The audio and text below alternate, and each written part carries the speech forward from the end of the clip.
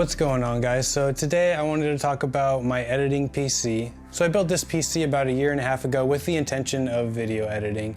So I just wanted to talk to you about kind of what I looked for when I built this PC, what parts I used to build this PC to help you guys get started on building your own. So before I get started with this, give this video a thumbs up and subscribe to the channel. It lets me know that you like this kind of content. That way I can keep making stuff like this if you enjoy it. So altogether, including my monitor, my whole setup was about $1,800. Damn!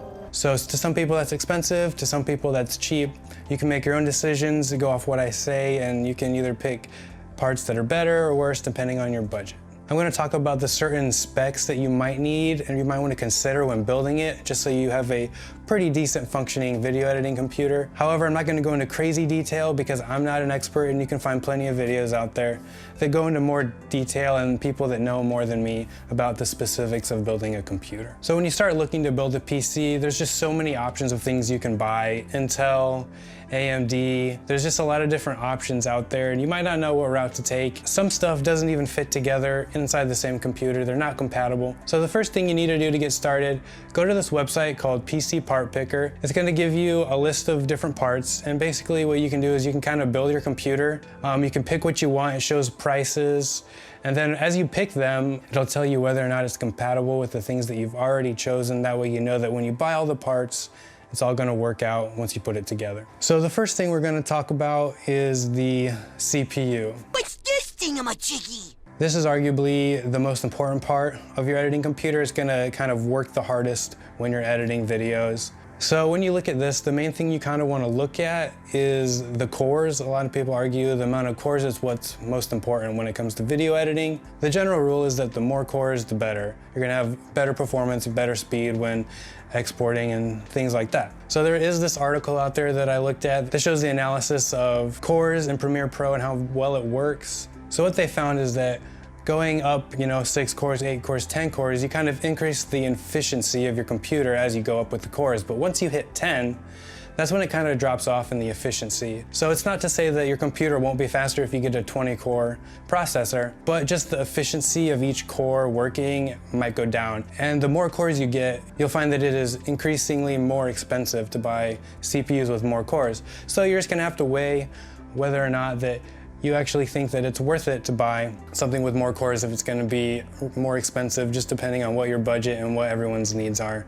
for this computer. For my computer, I bought the Intel Core i7 X series, and this right here has 8 cores in it. So I didn't get the 10 core just because I thought the price point between the 10 cores and the 8 cores just didn't make sense for what I want to do. This is kind of my first editing computer. I didn't need to go crazy. I don't really edit 4K video.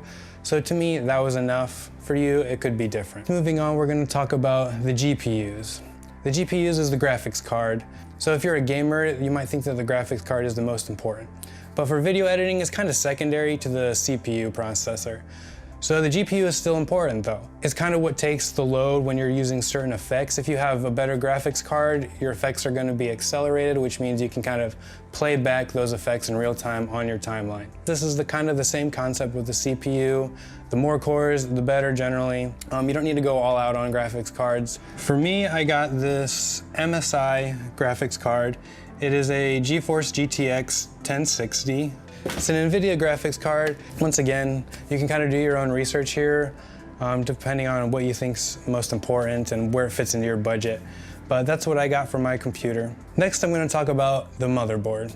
So your motherboard is kind of where everything connects. Everything is kind of running off of, so your CPU connects. So this is kind of important when you're ordering your parts, because you really want to make sure that your CPU and all that fits into your motherboard, because sometimes CPUs and motherboards don't work together. Sometimes they have slots for dual CPUs, sometimes they don't. So depending on what you're looking for, and this affects your RAM too, depending on how much RAM you want, the motherboard might or might not support as much RAM as you want. So just check it out before you start buying your parts to make sure that it fits what you want, or if you ever want to upgrade in the future, it supports all of the parts that you need to get your video editing software running the way you want it to. For my motherboard, I use the MSI X299 Raider motherboard.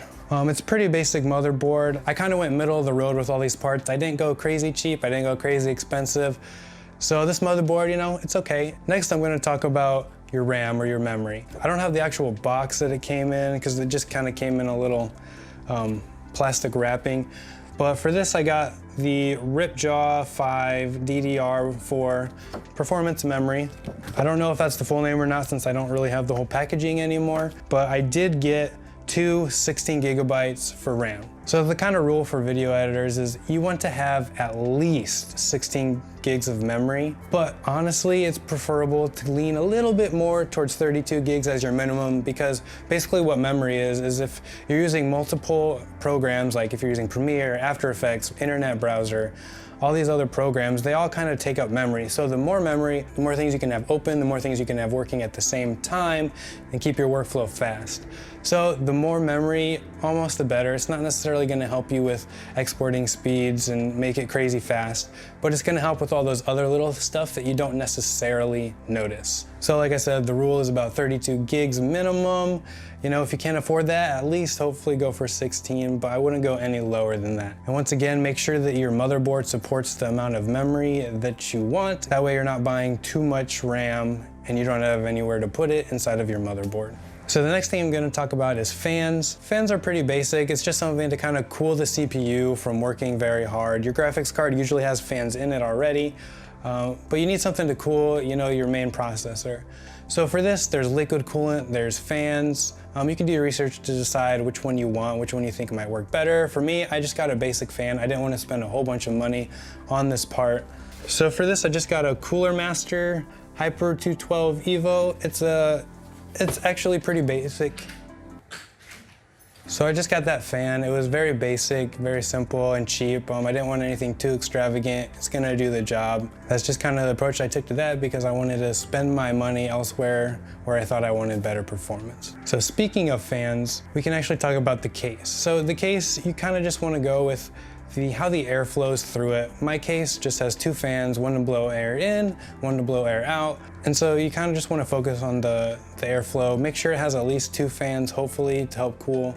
Some have 3 and 4 inside the case already. After the airflow, you can kind of worry about the design and how you want it to look. So next we're going to talk about the power supply. Power supply, basically all you want to do is have enough power to support your machine. For me, I got the EVGA 650 G3. It is a 600 watt power supply. And basically you just want it to power your computer, and you kind of want to actually have more power than you need, just that way in case if you ever want to upgrade in the future, add more things to your computer, you just want to make sure that your power supply will power that without you having to go out and buy another power supply. So next I wanted to talk about storage. So you kind of have a couple options for storage. You have your SSDs and your hard drives. Those are kind of the main two that I would suggest. Your SSDs, or solid state drives, are kind of going to be your faster, more enhanced performance hard drives.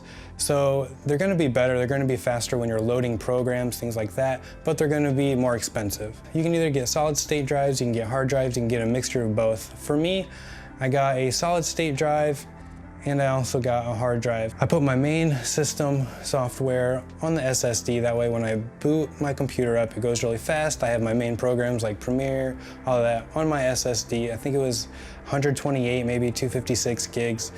And I just have my main programs on there, so when I open them up, it goes really fast. But other than that, I have an HDD hard drive, which is about 1 terabyte, I think. And that's where I just kind of store all my files. Some people don't like hard drives because they would rather have a faster SSD. It's up to you. I think it's better to spend less money on more space. But that's just my personal opinion. Go with what you think. Just be aware that SSDs are quite a bit more expensive than hard drives in terms of how much space you're getting, but you will get faster performance when you're loading the program. So like I said before, my whole setup with all those parts I just talked about, and including my monitor, it was around $1,800 to build my PC.